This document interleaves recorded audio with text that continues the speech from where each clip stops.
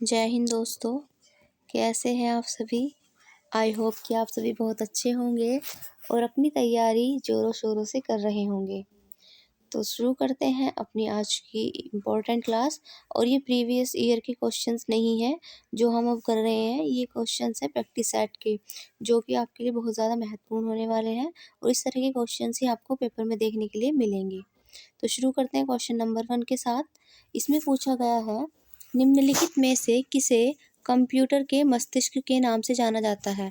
तो brain of computer के नाम से किसे जाना जाता है हमें बताना है। तो सीपीयू को कहा जाता है ब्रेन ऑफ कंप्यूटर। सीपीयू की अगर हम बात करें तो सीपीयू की फुल फॉर्म आपसे पूछ ली जाती है। इसकी फुल फॉर्म होती है सेंट्रल प्रोसेसिंग यूनिट। क्या होती है? सेंट्रल प्रोसेसिंग यूनिट होती है इसकी फुल फॉर्म।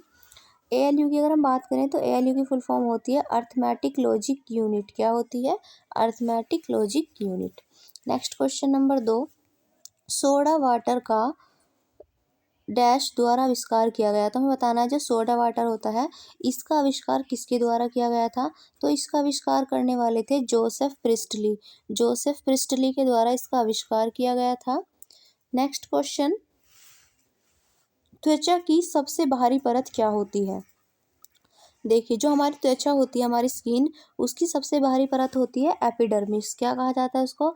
एपिडर्मिस कहा जाता है। और जो हमारी जो बाहरी त्वचा होती है शरीर की, इस पर आपको रक्त वाहिनी नहीं देखने के लिए मिलती, यानी कि जो नसें होती है वो होती है हमारी, जिनमें रस नहीं, जिसमें रक्त बहता है। तो जिनमें रक्त बहता है वो रक्त वाहिनियाँ एपिडर्मिस में नहीं होती हैं, जबकि रक्त वाहिनियाँ जो होती हैं वो डर्मिस में होती हैं।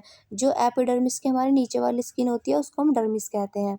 तो सबसे बाहरी परत को क्या कहते हैं? उसे कहते हैं एपिडर्मिस ऑपिस। तो यहाँ पर ऑप्शन नंबर ए क्या होगा? सही जवाब होगा। नेक्स्ट क्वेश्चन है, निम्नलिखित पौधों में से किसकी जड़ों में गांठें होती हैं। तो हमें बताना है इनमें से किसकी जड़ों में गांठें पाई जाती हैं। तो ये जो लेग्यूमिनस होते हैं, लेग्यूमिनस टाइप के पौधे, इनमें क्या होता है, इनमें इनकी जड़ों में गांठ पाई जाती हैं। नेक्स्ट क्वेश्चन है हमारा, केंचुए डैश प्रजाति के अंतर्गत आते हैं। तो हमें बताना है जो केंचुए हैं वो किस प्रजाति के अंदर आते हैं। तो केंचुए की अगर यहाँ बात की जाए तो ये एनालिडा प्रजाति के अंदर आते हैं। किसके अंदर आते हैं? एनालिडा प्रजाति के अंदर आते हैं। और केंचुओं में क्या होते हैं? जीव खंड होते हैं इनके अंदर, ये खंडों में डिवाइड होते हैं। और इसमें केंचुए में कम 100 से लेके कम से कम 120, मतलब 100 से लेके 120 क्या होते हैं इसके अंदर आपको देखने के लिए मिलेगा। इसमें जीव खंड होते हैं केंचुए में। केंचुए की अगर बात की जाए तो कृषि के लिए बहुत ज़्यादा महत्वपूर्ण है। और इसी के साथ साथ इसे किसान का मित्र भी कहा जाता है। किसका मित्र कहा जाता है? किसान का मित्र कहा जाता है। किसको? केंचुए को। और केंचुए से संबंधित जो कृषि है उसको क्या कहते हैं, ये आपको कमेंट में बताना है। नेक्स्ट क्वेश्चन है, भारतीय पुलिस सेवा आईपीएस, जो इंडियन पुलिस सर्विसेज है यानी कि आईपीएस के लिए नियंत्रण प्राधिकारी होते हैं। तो ये किसके अंदर काम करते हैं, इस तो हमें ये बताना है। तो ये जो होते हैं आईपीएस, ये गृह मंत्रालय के अधीन कार्य करते हैं। किसके नियंत्रण के प्राधिकारी होते हैं? तो गृह मंत्रालय, होम मिनिस्ट्री। और हमारे गृह मंत्रालय के मंत्री कौन है इस टाइम पर? अमित शाह। भारत के राष्ट्रपति की अगर हम बात करें तो भारत का राष्ट्रपति देश का प्रथम नागरिक होता है। यही तीनों सेनाओं का सर्वोच्च कमांडर होता है। यही तीनों सेनाओं के अध्यक्षों की नियुक्ति करता है। और भारत में जो इतने भी पुरस्कार दिए जाते हैं, भारत रत्न वगैरह, उनको भी कौन देता है? राष्ट्रपति देता है। और अभी वर्तमान में अभी घोषणा की जा चुकी है 2024 के लिए जो नॉमिनेट किए गए हैं भारत रत्न देने के लिए, उनका नाम आपको बताना है। क्या नाम है उनका? ठीक है। और चलिए मैं बता देती हूँ उसका, उनका नाम है ठाकुर कर्पूरी। क्या नाम है उनका? ठाकुर कर्पूरी उनका नाम है। इनको क्या दिया जाएगा? 2024 का भारत रत्न दिया जाएगा। और एक बात याद रखिएगा, भारत रत्न एक बार में केवल 3 व्यक्तियों को दिया जा सकता है। एक बार में कितने व्यक्तियों को? केवल 3 व्यक्तियों को दिया जा सकता है, इससे ज़्यादा नहीं दिया जा सकता। और भारत रत्न जो दिया जाता है वो कौन देते हैं? राष्ट्रपति के द्वारा दिया जाता है। इतनी बातें क्लियर हो गई हैं। चलिए आगे बढ़ते हैं। नेक्स्ट क्वेश्चन, ईमेल का मतलब होता है। तो हमें बताना है ईमेल का मतलब क्या होता है। तो ईमेल आप सभी के फ़ोन में होंगी। ईमेल का मतलब होता है इलेक्ट्रॉनिक मेल। क्या होता है? इलेक्ट्रॉनिक मेल हम ईमेल को कहते हैं। और ईमेल के द्वारा हम कोई भी संदेश, कोई भी संदेश या फोटोग्राफ वीडियो वगैरह भी आजकल तो हम भेज सकते हैं एक से दूसरे को। उसके लिए हमें दूसरे व्यक्ति का जिसको भेजना है उसका मेल पता होना चाहिए। नेक्स्ट है सबसे बड़ा टापू, हमें बताना है इनमें से कौन सा है। तो सबसे बड़ा टापू, टापू का मतलब है द्वीप से है, और सबसे बड़ा जो द्वीप है वो है ग्रीनलैंड। तो विश्व का सबसे बड़े द्वीप का नाम ग्रीनलैंड है। वहीं अगर मेडागास्कर की बात की जाए तो हिंद हिंद महासागर का सबसे बड़ा द्वीप है। तो हिंद महासागर के सबसे बड़े द्वीप का नाम मेडागास्कर है, और ये मेडागास्कर हिंद महासागर में है। लेकिन ये है किसका, तो ये अफ्रीका का है। किसका है ये अफ्रीका का एक द्वीप है मेडागास्कर। श्रीलंका की बात करें तो ये अलग देश है, और यहीं के इसी के साथ अगर बात करें ग्रीनलैंड की, तो ग्रीनलैंड जो है प्रेजेंट में ये डेनमार्क का इस पे अधिकार है। किसका अधिकार है ग्रीनलैंड पर, तो डेनमार्क का अधिकार है वर्तमान में ग्रीनलैंड पर, और ये विश्व का सबसे बड़ा द्वीप है ग्रीनलैंड। ऑप्शन नंबर ए बिल्कुल सही जवाब होगा। नेक्स्ट क्वेश्चन है बॉक्साइट डैश का एक अयस्क या खनिज है। तो हमें बताना है बॉक्साइट का एक अयस्क इनमें से कौन सा है। तो यहाँ पर जो आपको दिया गया है एल्यूमिनियम, ये बॉक्साइट का एक अयस्क है एल्यूमिनियम। ये बहुत पूछे जाते हैं इस तरह के क्वेश्चन, तो पता होना चाहिए बॉक्साइट तो एल्यूमिनियम ये इसका एक अयस्क है। नेक्स्ट है प्रत्यावर्ती धारा किसके लिए उपयुक्त नहीं होती है। तो प्रत्यावर्ती धारा में बताना है किसके लिए उपयुक्त नहीं होती है। तो जब हम स्टोरेज में बैटरी को चार्ज करते हैं तो स्टोरेज बैटरी चार्ज करने के लिए प्रत्यावर्ती धारा यूज मतलब इसके लिए ये ठीक नहीं होती है। नेक्स्ट क्वेश्चन है गोबी का मरुस्थल विश्व का सबसे बड़ा मरुस्थल है। इसका एक भाग निम्नलिखित में से किस देश में आता है। तो गोबी मरुस्थल जो है, एक तो ये आपने इसमें बता ही रखा है कि ये जो है विश्व का सबसे बड़ा मरुस्थल होता है। अब हमें बताना है कि इसका एक भाग इसमें से किस देश में आता है गोबी मरुस्थल का। तो गोबी मरुस्थल का एक भाग पड़ता है मंगोलिया में। कहाँ पड़ता है भाई, मंगोलिया में। मंगोलिया की अगर हम बात करें तो इसकी कैपिटल होती है उलान बटोर। क्या होती है, उलान बटेर या उलान बटोर किसकी कैपिटल है, ये होती है मंगोलिया के कैपिटल। वहीं कैनबरा बात करें तो कैनबरा ऑस्ट्रेलिया की कैपिटल होती है, और ऑस्ट्रेलिया वो देश है जहाँ पर गर्मियों में क्रिसमस डे मनाया जाता है। कब मनाया जाता है, गर्मियों में क्रिसमस डे अगर पूछा जाए तो ऑस्ट्रेलिया में मनाया जाता है। सऊदी अरेबिया, यहाँ पर बहुत सारे भारतीय जाते हैं काम करने के लिए। और मेडागास्कर की भी हमने बात करी, मेडागास्कर ये हिंद महासागर का सबसे बड़ा द्वीप है जिस पर अधिकार अफ्रीका का है। नेक्स्ट क्वेश्चन है हमारा विश्व का सबसे बड़ा महाद्वीप कौन सा है। तो विश्व के सबसे बड़े महाद्वीप की अगर बात की जाए तो वो एशिया महाद्वीप है। एशिया महाद्वीप विश्व का सबसे बड़ा महाद्वीप है। इसी के साथ अगर आपसे पूछा जाए टोटल कितने महाद्वीप हैं, तो टोटल 7 महाद्वीप हैं। कितने महाद्वीप हैं टोटल इस पृथ्वी पर, तो 7 महाद्वीप हैं। और सातों हम देख लेते हैं कौन कौन से हैं। तो सबसे पहले है हमारा एशिया महाद्वीप, उसके बाद आता है हमारा अफ्रीका महाद्वीप। ये मैं आपको क्षेत्रफल के अकॉर्डिंग बता रही हूँ, ठीक है। तो सबसे बड़ा कौन सा है, एशिया महाद्वीप। फिर उसके बाद आता है हमारा अफ्रीका महाद्वीप। अफ्रीका महाद्वीप के बाद आता है हमारा नॉर्थ अमेरिका। नॉर्थ अमेरिका के बाद आता है हमारा साउथ अमेरिका। फिर हमारा आता है अटलांटिक अंटार्कटिका, सॉरी कौन सा आता है, अंटार्कटिका। फिर अंटार्कटिका के बाद आता है हमारा यूरोप, और यूरोप के बाद हमारा आता है लास्ट ऑस्ट्रेलिया। ऑस्ट्रेलिया महाद्वीप ये विश्व का सबसे छोटा महाद्वीप है, और एशिया विश्व का सबसे बड़ा महाद्वीप है, और अफ्रीका विश्व का दूसरा सबसे बड़ा महाद्वीप है। और जनसंख्या की दृष्टि से सबसे बड़ा एशिया, क्षेत्रफल की दृष्टि से भी एशिया। और दूसरे नंबर पर अगर पूछे आपसे कि सबसे बड़ा कौन है, तो क्षेत्रफल के आधार पर भी यही है, और साथ ही साथ जनसंख्या के आधार पर भी कौन है आपका, अफ्रीका, ये दूसरे नंबर पे। अब है नेक्स्ट क्वेश्चन नंबर 13। औरंगजेब ने अपने पिता डैश को आगरा के किले में कैद करके रखा था। तो औरंगजेब के पिता हमें बताने हैं कौन है। तो औरंगजेब के पिता का नाम है शाहजहां। कौन था भाई, शाहजहां था इनके पिता का नाम औरंगजेब के।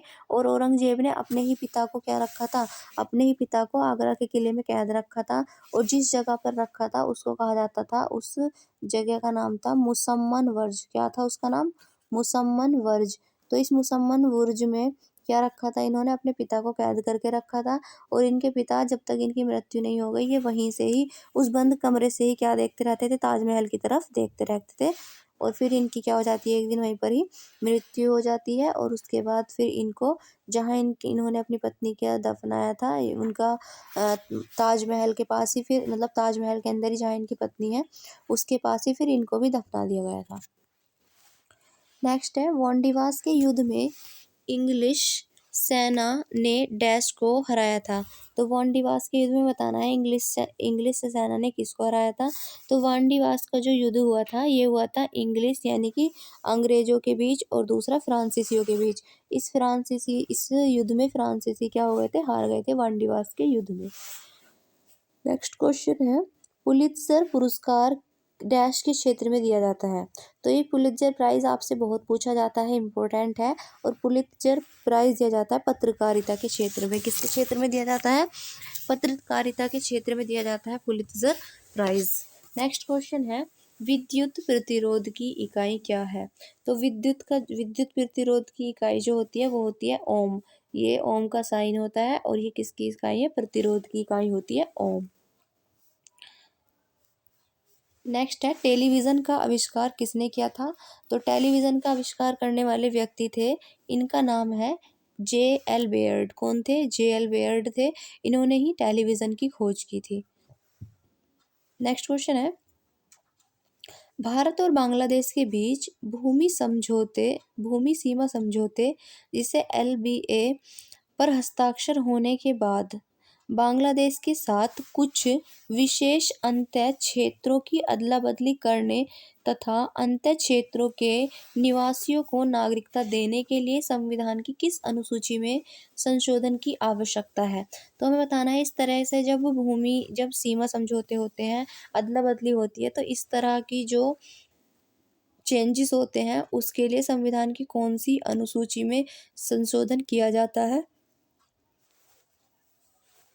तो वो है हमारी पहली अनुसूची। किसमें किया जाता है, पहली अनुसूची।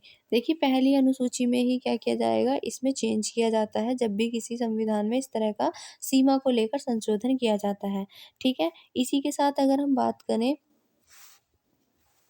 अनुसूची, तो यहाँ पर ये जो बांग्लादेश और भारत के बीच जो भूमि समझौता हुआ था ये 2015 में हुआ था। कब हुआ था, 2015 में हुआ था। और कौन से संविधान संशोधन के द्वारा, तो 100वें संविधान संशोधन के द्वारा भारत और बांग्लादेश से यानी कि इन दोनों देशों ने मिलकर अपने जो सीमा विवाद थे उनको सुलझाया था। ये कब की बात है, 2015 की बात है। और जब इस तरह की चीज़ें होती हैं तो संविधान की पहली अनुसूची में क्या किया जाता है, फेरबदल किया जाता है। नेक्स्ट क्वेश्चन देखेंगे, रामचरितमानस एक महाकाव्य है जिसे भाषा में लिखा गया है। तो ये जो रामचरितमानस है ये लिखी गई थी तुलसीदास के द्वारा। रामचरितमानस के लेखक कौन है, तुलसीदास है। तुलसीदास ने इसको लिखा था और तुलसीदास ने रामचरितमानस को लिखा था। रामचरितमानस अवधी भाषा में लिखी गई है। किस में लिखी गई है, अवधी भाषा में लिखी गई है। नेक्स्ट क्वेश्चन देखेंगे अब हम, आपको एक अवतल दर्पण, एक अवतल लेंस और एक उत्तल दर्पण तथा एक उत्तल लेंस दिया गया है और किसी बिंब का विवर्धित प्रतिबिंब प्राप्त करने के लिए आप उपयोग कर सकते हैं। तो हमें किसका यूज़ करना होगा, अगर हमें कोई विवर्धित प्रतिबिंब बनाना है तो उसके लिए हम कौन सी इनमें से कौन सी चीज़ यूज़ करेंगे। तो उनमें से हम जो चीज़ यूज़ करेंगे इन सभी में, तो हम करेंगे अवतल दर्पण का या फिर उत्तल दर्पण। उत्तल दर्पण या अवतल दर्पण के द्वारा हम क्या कर सकते हैं, किसी भी बिंब को विवर्धित प्रतिबिंब प्राप्त करने के लिए यूज़ कर सकते हैं। नेक्स्ट क्वेश्चन है हमारा, निम्नलिखित में से कौन सा ऊर्जा का वाणिज्यिक स्रोत नहीं है। तो जो ऊर्जा का वाणिज्यिक स्रोत नहीं है वो हमें बताना है, कोयला, पेट्रोल, ईंधन या फिर प्राकृतिक गैस। तो इसका यहाँ पर सही जवाब होगा डी यानी कि ईंधन। ईंधन जो है ये ऊर्जा का कोई वाणिज्यिक स्रोत नहीं है। नेक्स्ट है, तमिलनाडु तथा कर्नाटक से गुजरने वाली नदी है। तो तमिलनाडु और कर्नाटक से गुजरने वाली नदी का नाम हमें बताना है कौन सी है। तो जो तमिलनाडु और कर्नाटक से गुजरती है उस नदी का नाम है कावेरी। कौन सी नदी है, कावेरी। ये ब्रह्मगिरी की पहाड़ी से निकलती है कावेरी नदी। और कावेरी नदी को दक्षिण भारत की गंगा भी कहा जाता है। क्या कहा जाता है इसको, दक्षिण भारत की गंगा के नाम से जाना जाता है। किसको बताइए, कावेरी को। तो दक्षिण भारत की गंगा के नाम से कावेरी को जाना जाता है और ये ब्रह्मगिरी की पहाड़ी से निकलती है। ये कर्नाटक से निकलती है और कहाँ जाती है, तमिलनाडु में भी। तो दोनों ही राज्यों से होकर गुजरती है कावेरी रिवर। पेरियार रिवर की बात करें तो ये केरल की सबसे ज़्यादा इंपॉर्टेंट रिवर है। नेक्स्ट क्वेश्चन है, मनुष्य में निम्नलिखित में से कौन सा आपातकालीन हार्मोन है? तो इमरजेंसी हार्मोन या फिर जो हमारे शरीर का, इसे आपातकालीन हार्मोन कह लीजिए या फिर इसे कह सकते हैं हम इमरजेंसी हार्मोन जो होता है हमारे शरीर का, ये यही हमारे गुस्से, हमारे डर, इन सब के लिए जिम्मेदार होता है और ये पीनियल ग्लैंड से निकलता है, जो हमारी पीनियल ग्रंथि होती है वहाँ से। तो ये जो है हमारा इंसुलिन, सॉरी, ये है हमारा एंड्रिलीन हार्मोन। कौन सा होता है? ये जो एंड्रिलीन हार्मोन है, इसी को कहा जाता है आपातकालीन हार्मोन। नेक्स्ट है, ध्वनि तरंगों से कौन सा शब्द जुड़ा हुआ नहीं है? तो ध्वनि तरंगों से कौन सा शब्द जुड़ा हुआ नहीं है, हमें इसमें ये बताना है। तो हर्ट्ज है, डेसिबल है या मेक है। तो देखिए ये सभी आपने सुनी होंगी, जब हमें किसी तरंग को मापने की बात करते हैं तो यहाँ पर इन्हीं का यूज़ किया जाता है, या तो हर्ट्ज का यूज़ करते हैं, डेसिबल का यूज़ करते हैं या फिर मैक का यूज़ करते हैं। लेकिन कैंडेला को मापने के लिए, मतलब जो कैंडिला है, ये ज्योति तीव्रता का मात्रक होता है और इससे हम ध्वनि तरंगों को नहीं मापते हैं। ठीक है। नेक्स्ट क्वेश्चन है, निम्नलिखित में से कौन सी वायुमंडल की सबसे ऊपरी परत है? तो सबसे ऊपरी परत हमें बतानी है कौन सी है। चलिए मैं आपको एक बार सारी परत बता देती हूँ कैसे कैसे होती है। तो सबसे निचली परत होती है वायुमंडल की क्षोभ मंडल। कौन सी होती है सबसे निचली? क्षोभ मंडल सबसे निचली होती है। क्षोभ मंडल के बाद आता है हमारा समताप मंडल। समताप मंडल के बाद आता है हमारा मध्य मंडल। कौन सा आता है? मध्य मंडल।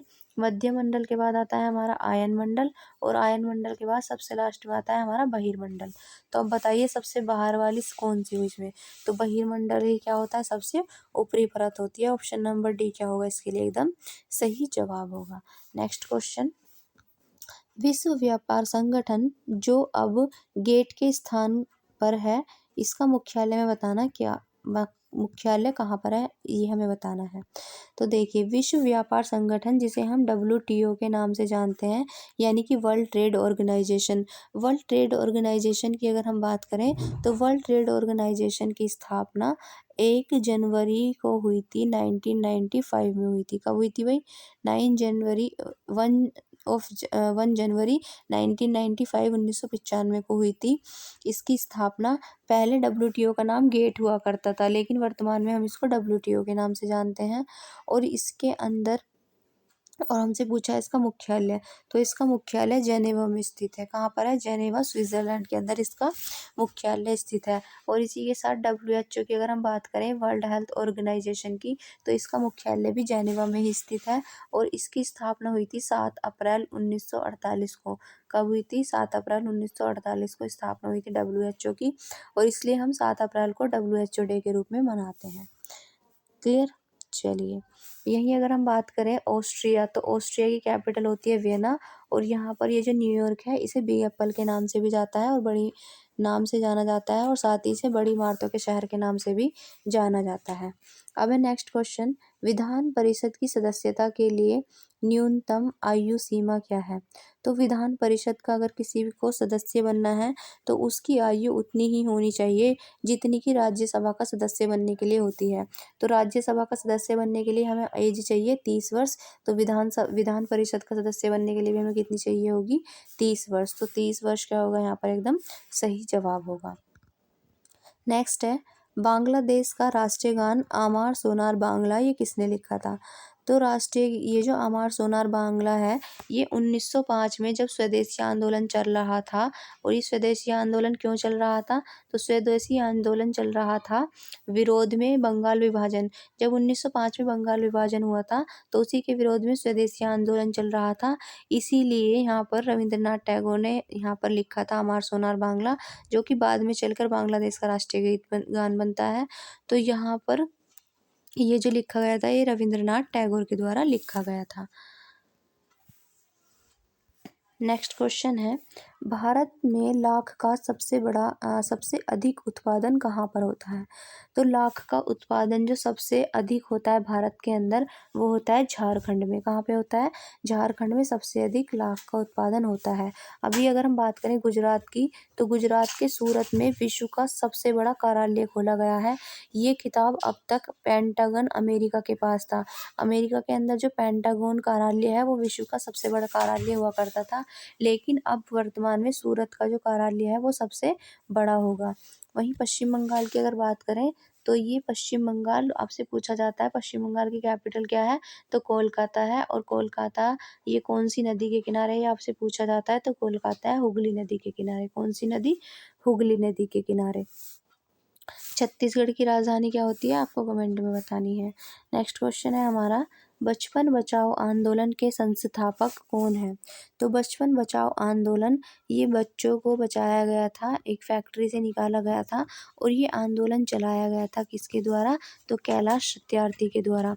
तो कैलाश सत्यार्थी ने 1980 में, कब चलाया था ये? 1980 में बचपन बचाओ आंदोलन चलाया था। और इनके इस बचपन बचाओ आंदोलन के लिए इनको नोबेल प्राइज़ भी दिया गया है। और इनको ये नोबेल प्राइज़ दिया गया था 2014 में। क्वेश्चन कई बार ऑलरेडी एग्जाम्स के अंदर पूछा जा चुका है। तो 2014 में नोबेल पुरस्कार दिया गया था कैलाश सत्यार्थी को, किस लिए? बचपन बचाओ आंदोलन के लिए। नेक्स्ट क्वेश्चन है, भारत में लिग्नाइट का खनन कहाँ पर होता है? तो भारत में जो लिग्नाइट का खनन है वो कोरबा में होता है। कहाँ पे होता है? कोरबा के अंदर लिग्नाइट का खनन होता है।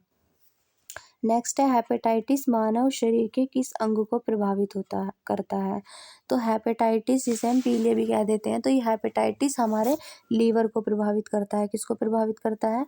लीवर को प्रभावित करता है। और लीवर को हिंदी में क्या कहते हैं बताइए? तो लीवर को कहा जाता है जिगर, जिसे आप यकृत भी कह देते हैं। तो इसको प्रभावित करता है। और जितने भी प्रकार के हेपेटाइटिस होते हैं, हेपेटाइटिस ए, बी, सी, ये सभी हमारे यकृत को ही प्रभावित करते हैं, हमारे लीवर को, हमारे जिगर को प्रभावित करते हैं ये हेपेटाइटिस। इसमें क्या होता है, इंसान पूरा पीला पड़ जाता है, आँखें, और इसमें जो टॉयलेट होता है वो भी, आपका यूरिन भी कैसा आता है? वो भी येलो कलर का ही आता है। नेक्स्ट है, दक्षेस की स्थापना कब हुई थी? तो दक्षेस ये एक संघ है, और इसकी स्थापना कब हुई थी? तो इसकी स्थापना हुई थी 1985 के अंदर। नेक्स्ट क्वेश्चन है, प्रदेश के निम्न उद्योगों को उनके सही केंद्र से मिलाना है हमें। तो हमें बताना है कौन सा उद्योग कौन से प्रदेश में होता है। चलिए, तो आंवला अगर हम बात करें, तो आंवला क्या है? तो आंवला एक उर्वरक उद्योग है। कैसा उद्योग है आंवला? आंवला एक उर्वरक उद्योग है। वहीं मोदीनगर की अगर हम बात करें, तो ये मोदीनगर उत्तर प्रदेश में पड़ता है, ये तो आपको पता ही होना चाहिए। इसी के साथ साथ अगर मोदीनगर की बात की जाए, तो ये रबड़ के लिए फेमस है। किसके लिए फेमस है? रबड़ के लिए। बाराबंकी की अगर बात करें, तो बाराबंकी यहाँ पर आपको दिखाई देगा, ये पॉली फाइबर के लिए। किसके लिए?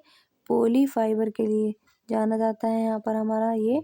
और कानपुर की अगर बात करें, तो कानपुर विस्फोटक पदार्थ के लिए। लेकिन इससे भी ज़्यादा अगर आपसे पूछे कानपुर के बारे में, तो कानपुर तो सबसे ज़्यादा फेमस है चमड़ा उद्योग के लिए। किसके लिए? चमड़ा उद्योग के लिए जब बात की जाएगी, तो नाम किसका आएगा? कानपुर के।